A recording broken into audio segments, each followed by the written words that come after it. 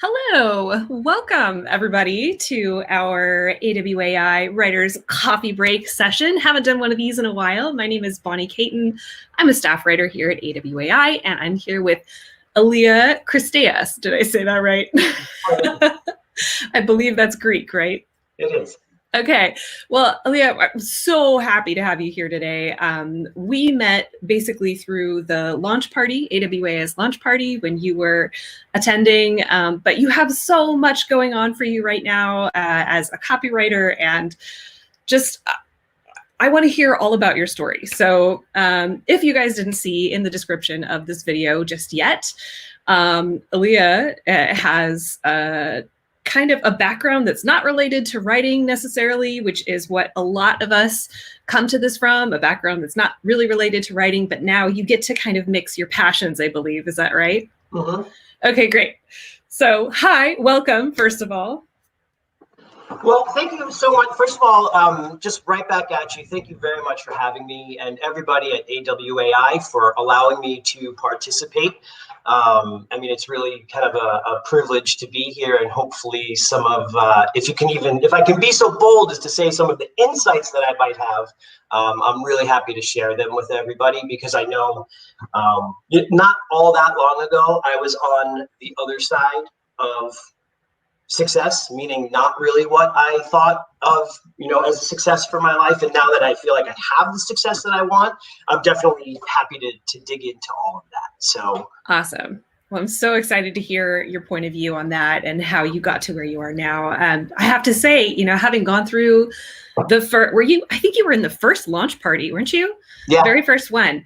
And you were so active and so great in that forum and so helpful for other people. So if anybody here from the launch party is watching, just wanted to say, hi, this is the guy you've been talking to.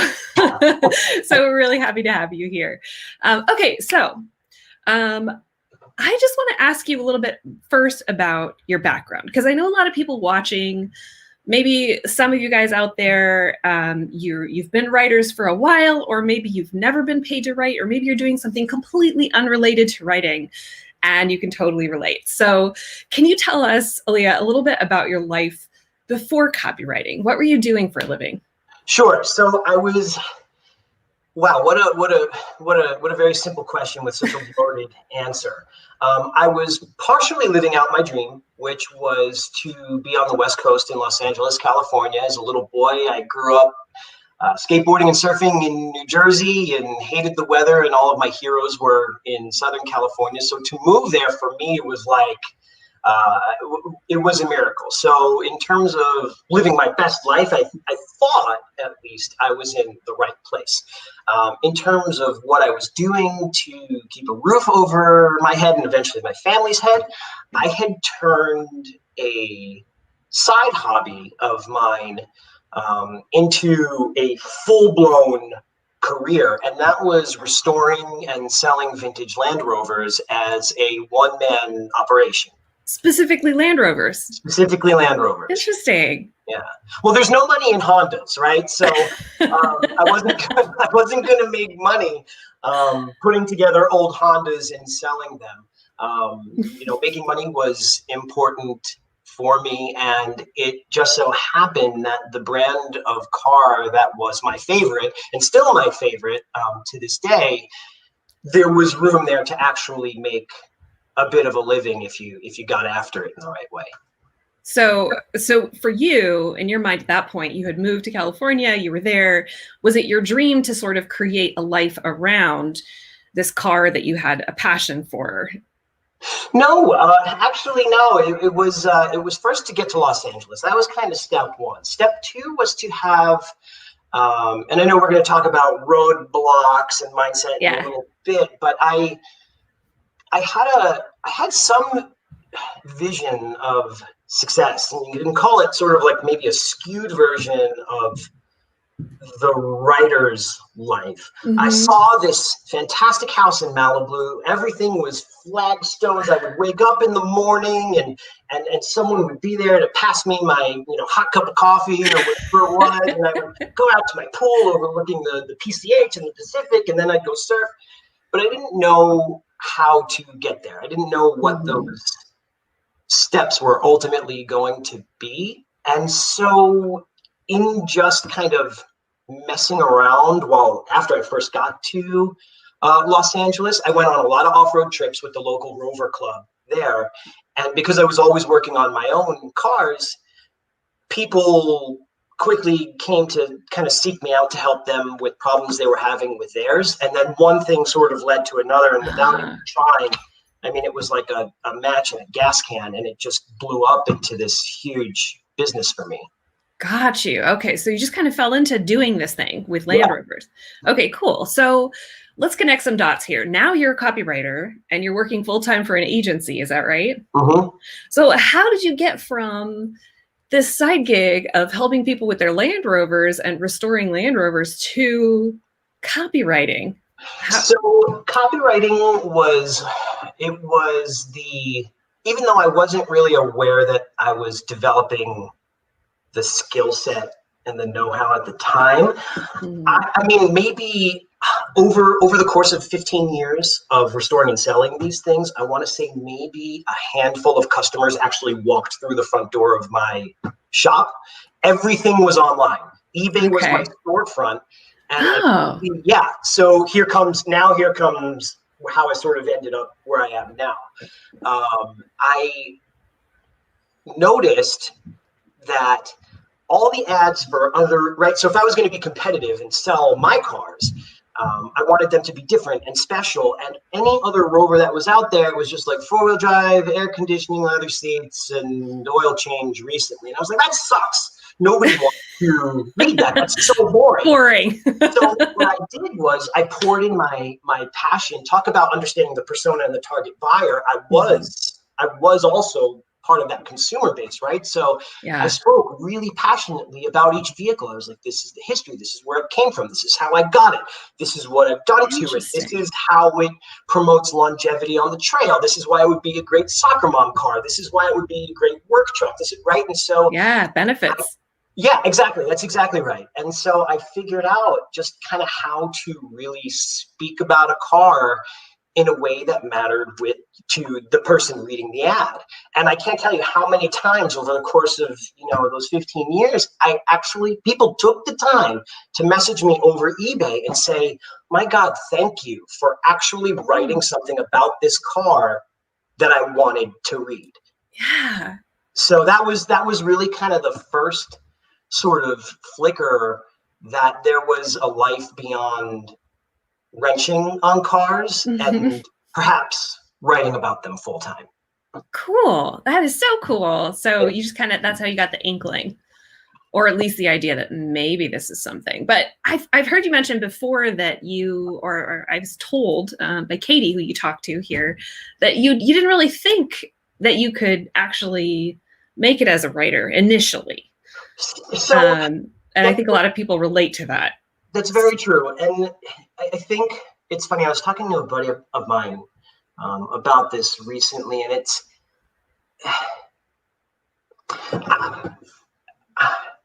so hopefully to the benefit of somebody listening to this. I was in a place in my life back then where I felt I saw success. You live in Southern California, especially Los Angeles. You see success everywhere. Jobs everywhere. So success was definitely all around me. But success like that, success of that magnitude, I don't know, this weird bad habit, this sort of almost a block developed where I felt like, yes, success was possible, but not for me, for those people, right? And so even though I knew success was real, I didn't necessarily buy into the fact that it could be real for me. Right. And that kind of put on blinders that kept me from making the kinds of choices that I think probably would have gotten me to where I am earlier on in my life. So I don't know.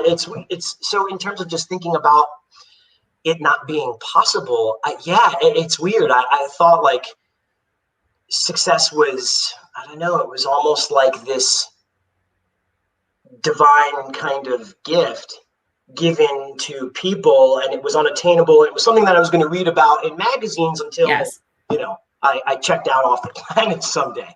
Yes, I totally relate to that. I've been writing full time for 10 years and I still relate to that. Does anybody else in the chat relate to this right now? Because I feel like this is such a common theme. To be able to, you look at people who have, and you read the stories too that we put out here at AWAI, that kind of stuff, and you see people who are out there doing it and having these really cool lives through their writing, but you kind of see them as, well, those are them, and this is me, and that those are two different things, right? So how did you get past that? Like how now you're writing full time for an agency and you get to incorporate, we'll talk about this a little bit, you get to incorporate cars into that, don't you? Yes. Oh, yeah. I mean, it's an SEO, it's an automotive SEO agency exclusively almost. So cool. Yeah. So how did you get there? Like what made you break out through that sort of mental block? So I think, one, I have to sort of hit the pause button and publicly acknowledge and say thank you to my wife, who encouraged me to take chances that I wasn't necessarily taking. So I owe a lot of my success and a lot of our collective success as a family to her urging me and supporting me to do that. That's awesome. But in terms of what did I do to get from there to here, a lot of soul searching and a lot of painful reflection to figure out what my bad habits were, keeping me from confidently charging ahead and taking the steps that ultimately led to where I am now. And so what does all that mean? You could sort of break it up into two things. You have this vision of success for your life, and you either have it or mostly have it, or you don't. And if you don't, which I didn't, it would likely make you unhappy, as it did for me. And so I had to really kind of dig deep and be very truthful about things that were missing from my life. And what made it extra weird and hard for me is I was successful in another arena. So it wasn't like I was in a corner, sink or swim, do or die, make a change kind of moment. Right. I was doing it. I was running my own business. I was selling cars and shipping them all over the world. And I was in touch with weird, interesting people. And so there was a part of it that was great. But what was missing was feeling like, I don't know, I guess I'm sort of an old romantic. I think life is full of magic, and how I define success, it's being inspired every day and hopefully inspiring people every day. And I needed to start making, and eventually I sort of like through the static of my noisy head at the time, I started to hear that. And then I just started to make really hard changes that broke me out of old habits, and I started to develop new ones. And it's amazing how fast it all turned around for me once I started to kind of commit to a path of different habits and actionables. It was amazing. So yeah, it's just like a full mindset change. Totally. But, I mean, the support of a family member or partner is really big in that. And, I think a lot of people watching, sometimes they get the opposite. They get like tension or pushback from people who are, supposed to be your support people. So it's really important to find somebody like that, whether it's like through a group, like the lunch party, or it's through, find a friend or find someone locally who actually is positive and supportive of that, because that can be really tough.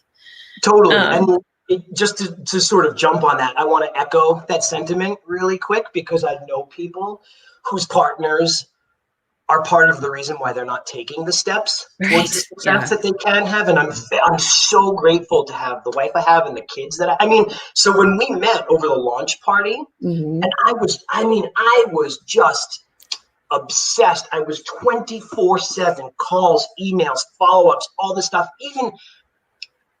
and it almost, it's a pretty emotional thing. I have this clear memory of my kids. They were so aware of the changes I was trying to make. Wow. They would come into the room with a plate of food and a drink and say, here, daddy, good luck with your, writing your resume. Good, and Wow. it was amazing to have that support. And so if someone is listening and they're not getting that support from inside their four walls, that's part of the value of AWAI is now this community is so virtual and tangible and accessible.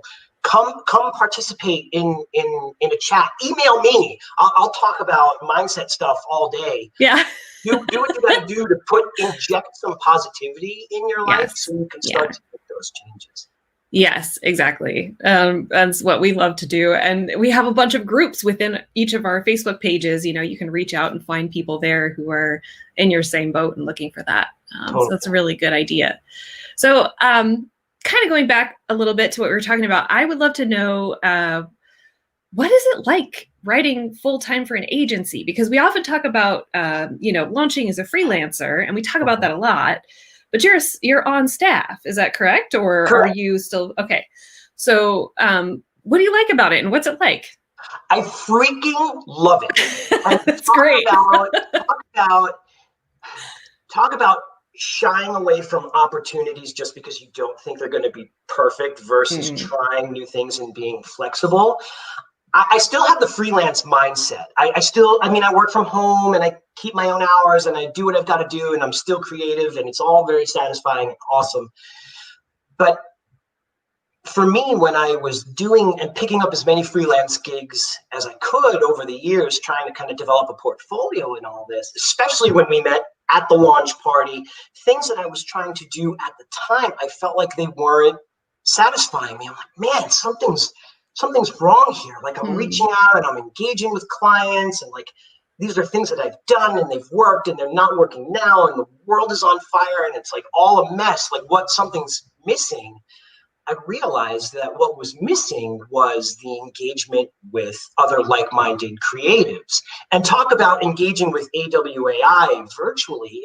It must have been a launch party video where I think it was Jen Adams. She had come on to talk about some things and just a quick sidebar passing thing where she's like, oh yeah, and there's local agencies, they're overflowing with work and wait, what? Yeah. What? And then I started to just explore, automotive advertising agencies, availability, blah, blah, blah. And then that sort of changed, the course for me. And I went after that opportunity. And so now that I'm here and I'm working at one, I deal with, a wonderfully inventive technical team. I'm a team lead on the creative side. So I actually get to train other writers and they're like, they're these budding, amazing talents who I just can't wait to wake up and engage with every day. And they're starting to find their own voice and patterns that's like, I'm grabbing from them now. So it's like, it's this totally enriching environment. And I feel really lucky to be part of it. And I don't think that writing for an agency takes away from my sort of freedom as a creative at all. In fact, it's done the opposite. It's helped me be better. How long have you been there at the agency? I think so since June or July. What is that? Okay. 6 months, maybe. Yeah. Yes. Half a year ish. Yeah. Ish. Right. Okay, awesome. And when you're there, so you're a team lead and you specialize in SEO, right? Yes. So can you kind of tell us what that means in very basic terms for somebody who may not know? I know a lot of folks on here are familiar with SEO, but there might be a couple of people who aren't. What does it mean to specialize in SEO? So to specialize in SEO means you as the direct response copywriter are hyper aware of what at AWAI you refer to as the micro moments. People engage on their computer with search engines or on their phone for 4 different reasons. I want to know, I want to go, I want to do, or I want to buy, right? And then all these on the search engine results pages, right? The results that come up, you have those choices, right? This article, this store, whatever. You as the SEO creative You take SEO data, which if you want, we can get into in a little bit what all that is, and you infuse your direct response material with that. So that way, when someone does a search, it's your page that comes up first, and hopefully they click on your page, they read what you gotta say, then they go to your customer makes millions of dollars. They, they keep you on board as the vendor, and the world goes around. So you seem, okay, thank you for that description. That was really good. Okay. You seem like somebody who's just like very tuned in, like you're constantly paying attention and using all the little things that you're learning to take a step in a direction you want to go. I mean, that's what it sounds like from what you're telling me. Like at the launch party, you heard that thing from Jen Adams, and then now you're an agency. So with stuff like SEO, what do you need to be able to specialize in SEO? And did you do something specific to get there, or were you just kind of paying attention as you went along? So a little bit more about my background, the freelance work that I had done, because I felt like I was successful as a shop owner and as a sort of automotive sales professional. I said, well, what worked for me, right? I had a pretty good digital presence. I was active on forums. I had a great website. I was doing all these things to sort of reach out and connect. So maybe I could offer some services to fellow shop owners so they can boost their businesses. And in building websites, I was always somewhat familiar with SEO principles, although I didn't really kind of specialize and grab on and work it now the way that I do. Okay. So it seems like you're the perfect example of somebody who was able to just pull different things from your background and make them all come together and culminate in this thing where you're like having an awesome time now writing for an agency. Yeah. And, and that's another thing too. It wasn't intentional. And if anyone out there is wondering like, oh, he is an SEO, and like, maybe he was born understanding SEO, right? It was all sort of magic and preordained and whatever. It isn't. I just started to say like, okay, like these are my passions. And I wasn't, again, judging the opportunities as they came to me, as I did in a former version of myself. Like I love cars, I love writing, I do love people. So okay, that's an agency. Oh, it's an SEO agency. Like I don't know. Like I'm not that smart. Like what does that mean? Like, coding, like that, like And as it turns out, I love exploring the opportunities that SEO provides, because I think as copywriters, we want our material to be successful. We want people to read it. We want them to engage with our headlines and follow through to the call to action and all this stuff. Yeah. SEO is it's like shaking magic voodoo on your copy to get people to engage in the right way. So it's awesome and it's fun. And so, yeah, I mean, I've infused some undiscovered passions too in all of this, and it's great. I'm having an awesome time. That's great. Okay, so we have a couple questions that I would love to ask, but before we get there, since this has been super inspirational, do you have any other tips or any just a message for the people who are complete newbies here, or anybody who feels like they're just kind of stuck? Like what would you say to somebody in that position?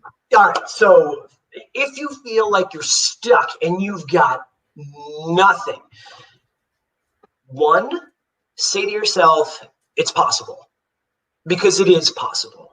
For me to, and again, a little bit more about me, I went from the guy with a family and a young family and $57 in my checking account and a 300 credit score to being 12 days away from closing on a beautiful brand new construction home. So you can do it. So if you think it's impossible, it's not impossible.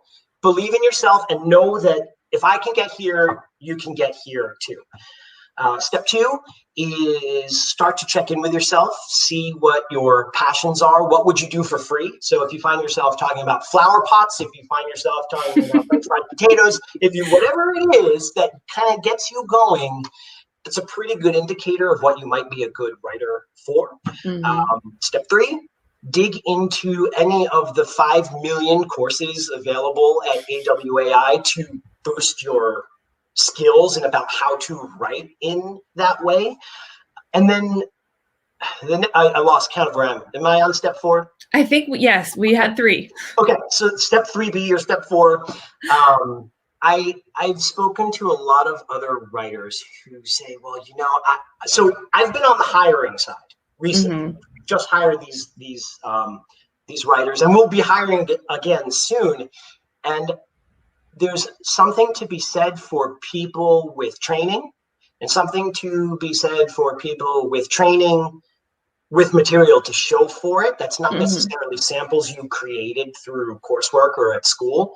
And my advice to you is, no, the paycheck will not be glamorous. You'll be paid 6 cents for like 50 hours worth of work, but find these places online, right? So if you love to write about flower pots, Google search, flower pot copywriting jobs. Dollars to donuts, you're going to find a place, one of these mass content mill blog places that's going to want blog pieces about flower pots. They're going to pay you nothing for it, but guess what? They're desperate for people to write for them. And if you do 3 to 5 of them, which is pretty easy to do, you now went from having no published material to having published material inside the 2 weeks it's going to take you to get that stuff. So when you're calling potential clients or calling a potential, company to go write for, you say, you know what, here's my training. And by the way, here's some stuff. I just did this for this place. And then you hit them with this tsunami of copy that you just did. And honestly, that's all they're really going to care about. They'll see this fresh material that you just produced, and all of a sudden it looks like you have more experience than maybe you do, but that's going to be enough. That's a great tip. I love that tip. Yeah, we tell people, don't go into content mills too much, because they're not going to, or go into content mills, just don't stay there. Go in, write your 5 articles, and use that to launch you into something else. That's a great tip. You definitely won't find that 6-figure lifestyle trying to write at a content mill. But if you're working at a job you hate, and you've got time at night when you get home from 8 p.m. till midnight, that's your time to find those places and write that material and just kind of like ninja train in the darkness, so that way you can attack those opportunities when the real opportunities when they come up. Exactly. And writing for a content mill is super low pressure. So it's not, you don't have to worry so much about pleasing a client or anything. Okay, well, this has been so good. I have a few questions, if you don't mind sticking around for a couple minutes. Yeah, no, I'm happy to. People. Also, you mentioned you guys are hiring. Would you like to talk about that for a sec? Yep. So our growth exploded last year. We're not slowing down. Whatever the sort of sector was that went like this on the graph for us is continuing. And we took on a couple of writers pretty recently, and we're going to be taking on, a couple more very soon. We're about to go through a round of hiring for another SEO researcher. We're going to look to take on maybe 2, possibly 3 more writers. And we're also going to be looking for somebody who loves, and if you're out there, please find me. We're going to be looking for somebody who loves to be a content editor. Because right now we're as a content team, we're handling our own edits and it's going okay. But we would love to find somebody who has a passion for editing. So okay, and this is all related to cars. It is all related to cars. Okay. Yep. Because there were a few people who made a comment. You're talking to me because I'm a car person. So I thought, maybe you guys. Yeah, sweet. So how would they get in contact with you, or should they go to the website, or what's the best? The best thing would probably, you can email me 2 ways if you like. First is my first name at honestSEOdigital.com. So ELIAS at honestSEOdigital.com, or my personal sort of freelance life email address, which is mygreatcopywriter.com, or mygreatcopywriter@gmail.com. Okay, mygreatcopywriter@gmail.com. Great. Mm-hmm. Thank you. Thank you. This has been so great. Okay, so couple of questions. I think we covered some of these. Somebody was asking, what happened that made you feel like success was possible, and we kind of talked about that. And then somebody else was asking, what is an average number of hours you put in weekly when you're writing full time? So it can vary for me a little bit now. I think officially we all try to keep to a 40-hour a week schedule. There are times where it's less than that because my role in the company is evolving. And so I'm starting to do other things that are not necessarily related to the writing. So there's a shift there. And there are times where, like this week, for example, we just signed 2 new auto groups, and it's like there's this wave of material that needs to get that, like the first sort of launch push stuff that we promise our clients needs to be delivered like yesterday, and we're I don't know, a lot more than 40 hours, that's for sure. Mm-hmm. Yeah. Well, especially if you guys are growing. That's great. Sounds like you're killing it. Somebody asked, I'm sorry if I missed it, but how long have you been with AWAI and working as a writer? I believe, I wonder if you can't find out this information faster than I could. But I think, maybe. I think my account goes back 5 or 6 years. It sort of feels about right. How long have I been working as a writer? If you count the time that I was developing my own websites for the shop and my own digital material and all that stuff, for quite some time, right? That'd be 15 years plus whatever the last few that I've spent doing freelance things. If you don't count my time writing for myself and my shop, then, freelance gigs, truly stuff that wasn't my own and finding clients, I would say, the last 5 years or so. Okay. Somebody also said content mills. I think I'm the one who used that term, content mills, but these are websites like Fiverr. There's a few that are really well known. If you guys listening know of a few, could you post a few content mills in the comments? Basically what a content mill is it's a website where any company that needs blog articles and writing and posts and stuff will just ask for people. It's like an open invitation to write for various different companies, but the pay is very, very low. So you could write, a 500-word article and be paid $5 for it, basically. And it's not a place to make a living, but it is a really good place to get a few published pieces under your belt.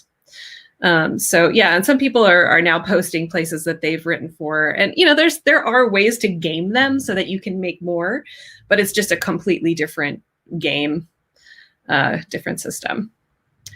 So I think somebody's asking if we can post your email in the comments. I don't know if we want to do that. I don't mind. Okay. Well, it might be scraped and then you'll get spammed by a bunch of people. So is there a way to, I don't know, is there like a super secret way to do it? We can post your website. There's a contact form on your website, right? There is. Okay. Yeah, so we'll do that.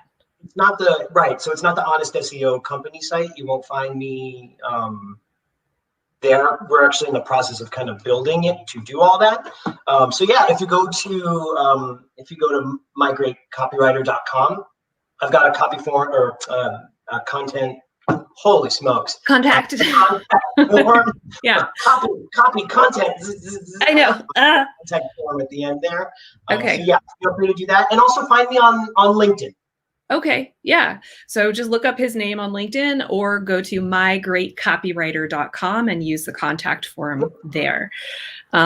Thanks again so much for talking with us. This has Oh my been God, wonderful. I can't believe 30 minutes has gone by. I feel like I I blacked know. out. I know. Barely just started going. I know. I was just thinking we could dig so much deeper into all of this stuff because I mean, pretty much everybody struggles with these same things where, you know, you see other people finding success, but you don't really relate to that yet. And it's just about taking those small steps. And I think it's also about doing what you do, and you put yourself out there and you expose yourself to a lot of stuff, and you're paying close attention to all the little things that come out. And eventually things link up and you end up, you know, doing something that you love. So that's awesome. Just so everybody knows, in case you're interested in adding SEO to your skill set, we actually have a special coming up on an SEO program. I believe it's right here, Micro Moments. So we're running a special on this. This is a really cool, basically mentorship program that you can go through where you can learn all about everything there is to know about SEO. It's going to boost you forward if you want to add that to your skill set. So just wanted to add that there.